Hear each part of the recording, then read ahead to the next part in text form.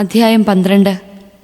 അക്കാലത്ത് ഹേറോദേസ് രാജാവ് സഭയിൽപ്പെട്ട ചിലരെ പീഡിപ്പിക്കാൻ തുടങ്ങി.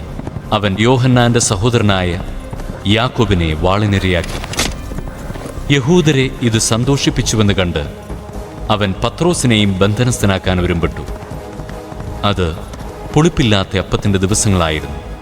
അവനെ കാരാഗൃഹത്തിൽ അടച്ചതിനു ശേഷം 4 ഭടന്മാർ വീതമുള്ള 4 സംഘങ്ങളെ അവൻ കാവലിന് നിയോഗിച്ചു. പെസഹ കഴിയുമ്പോൾ അവനെ ജനത്തിനു മുൻപിൽ കൊണ്ടുവരാമെന്നായിരുന്നു അവൻ്റെ ഉദ്ദേശം. അങ്ങനെ പത്രോസ് കാരാഗൃഹത്തിൽ സൂക്ഷിക്കപ്പെട്ടു. സഭ അവനു വേണ്ടി ദൈവത്തോട് തീക്ഷ്ണമായി പ്രാർത്ഥിച്ചുകൊണ്ടിരുന്നു. പരസ്യ വിചാരണയ്ക്ക് പുറത്തു കൊണ്ടുവരാൻ ഹേറോദേസ് ഉദ്ദേശിച്ചിരുന്നതിൻ്റെ തലേരാത്രി പത്രോസ് 2 ചങ്ങലകളാൽ ബന്ധിതനായി 2 പടയാളികളുടെ മധ്യേ ഉറങ്ങുകയായിരുന്നു. പട്ടാളക്കാർ കാരാഗൃഹവാതിൽക്കൽ കാവൽ നിൽക്കുന്നുണ്ടായിരുന്നു. പെട്ടെന്ന് കർത്താവിൻ്റെ ഒരു ദൂതൻ പ്രത്യക്ഷനായി. ആ മുറിയാകെ പ്രകാശം നിറഞ്ഞു. അവൻ പത്രോസിനെ പാർശ്വത്തിൽ തട്ടി ഉണർത്തിക്കൊണ്ട് പറഞ്ഞു, വേഗം എഴുന്നേൽക്കൂ. അപ്പോൾ അവൻ്റെ കൈകളിൽ നിന്ന് ചങ്ങലകൾ താഴെ വീണു. ദൂതൻ അവനോട് പറഞ്ഞു, നീ അരമുറുക്കി പാദരക്ഷകൾ അണിയുക. അവൻ അങ്ങനെ ചെയ്തു. ദൂതൻ വീണ്ടും പറഞ്ഞു, മേലങ്കി ധരിച്ചുകൊണ്ട് എന്റെ പിന്നാലെ വരിക. അവൻ പുറത്തിറങ്ങി ദൂതനെ അനുഗമിച്ചു. എങ്കിലും ദൂതൻ വഴി സംഭവിച്ച ഇക്കാര്യം യാഥാർത്ഥ്യമാണെന്ന് അവന് തോന്നിയില്ല. തനിക്കൊരു ദർശനമുണ്ടായതാണെന്നേ അവൻ കരുതിയുള്ളൂ.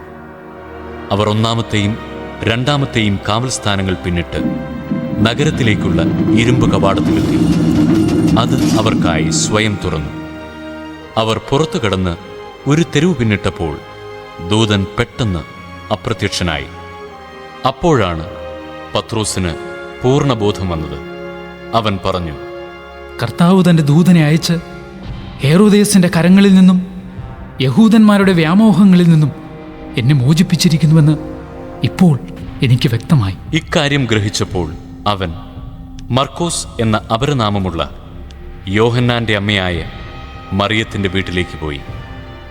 അവിടെ വളരെ പേർ സമ്മേളിച്ച് പ്രാർത്ഥിച്ചു കൊണ്ടിരിക്കുകയായിരുന്നു.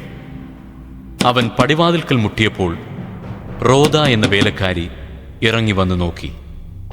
പത്രോസിന്റെ സ്വരം തിരിച്ചറിഞ്ഞ അവൾ സന്തോഷഭരിതയായി വാതിൽ തുറക്കുന്ന കാര്യം മറന്ന് അകത്തേക്ക് ഓടിച്ചെന്ന് പത്രോസ് വാതിൽക്കൽ നിൽക്കുന്നുവെന്നറിയിച്ചു.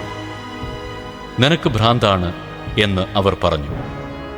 അവൾ വീണ്ടും തറപ്പിച്ചു പറഞ്ഞപ്പോൾ അവൻ്റെ കാവൽ ദൂതനായിരിക്കും എന്നായിരുന്നു അവരുടെ മറുപടി. പത്രോസ് വാതിൽക്കൽ മുട്ടിക്കൊണ്ടിരുന്നു. അവർ കതക് തുറന്നപ്പോൾ അവനെ കണ്ട് വിസ്മയിച്ചു. നിശബ്ദരായിരിക്കുവാൻ കൈകൊണ്ട് ആംഗ്യം കാണിച്ചതിനു ശേഷം എങ്ങനെയാണ് കർത്താവ് തന്നെ കാരാഗൃഹത്തിൽ നിന്ന് രക്ഷപ്പെടുത്തിയതെന്ന് അവൻ വിശദീകരിച്ചു. ഈ സംഭവം യാക്കോബിനോടും സഹോദരന്മാരോടും പറയണമെന്ന് അവൻ ആവശ്യപ്പെട്ടു. അനന്തരം അവൻ അവിടെ നിന്ന് പുറപ്പെട്ട് വേറൊരു സ്ഥലത്തേക്ക് പോയി. പ്രഭാതമായപ്പോൾ പത്രോസിന് എന്ത് സംഭവിച്ചിരിക്കാമെന്നതിനെക്കുറിച്ച് പടയാളികളുടെ ഇടയിൽ വലിയ പരിഭ്രാന്തി ഉണ്ടായി. അവനെ അന്വേഷിച്ച് കണ്ടെത്താതെ വന്നപ്പോൾ ഹേറോദേസ് കാവൽക്കാരെ വിചാരണ ചെയ്യുകയും അവരെ കൊല്ലാൻ ആജ്ഞാപിക്കുകയും ചെയ്തു. അനന്തരം പത്രോസ് യൂദയായിൽ നിന്ന് കേസറിയായിലേക്ക് പോയി അവിടെ താമസിച്ചു. ടൈറിലും സീദോനിലുമുള്ള ആളുകളോട് ഹേറോദേസിന് വൈരമുണ്ടായിരുന്നു.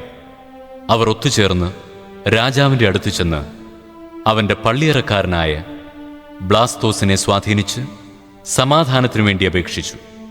കാരണം അവരുടെ ദേശം ഭക്ഷ്യസാധനങ്ങൾക്ക് ആശ്രയിച്ചിരുന്നത് അവൻ്റെ രാജ്യത്തെയാണ്. ഒരു നിശ്ചിത ദിവസം ഹേറോദേസ് രാജകീയ വസ്ത്രങ്ങൾ ധരിച്ച് സിംഹാസനത്തിൽ ഉപവിഷ്ടനായി അവരോട് പരസ്യമായി സംസാരിച്ചു. ജനക്കൂട്ടം വിളിച്ചു പറഞ്ഞു, ഇത് ഒരു ദേവന്റെ സ്വരമാണ്, മനുഷ്യൻ്റേതല്ല. പെട്ടെന്ന് കർത്താവിൻ്റെ ഒരു ദൂതൻ അവനെ അടിച്ചു വീഴ്ത്തി. എന്തെന്നാൽ ദൈവത്തിന് അവൻ മഹത്വം നൽകിയില്ല. പുഴുക്കൾക്കിരയായി അവൻ അന്തിശ്വാസം വലിച്ചു. ദൈവവചനം വളർന്നു വ്യാപിച്ചു. ബാർണബാസും സാവുളും തങ്ങളുടെ ദൗത്യം പൂർത്തിയാക്കി ജെറുസലേമിൽ നിന്ന് തിരിച്ചു വന്നു. മർക്കോസ് എന്ന അപരനാമമുള്ള യോഹന്നാനെയും അവർ കൂടെ കൊണ്ടുപോന്നു.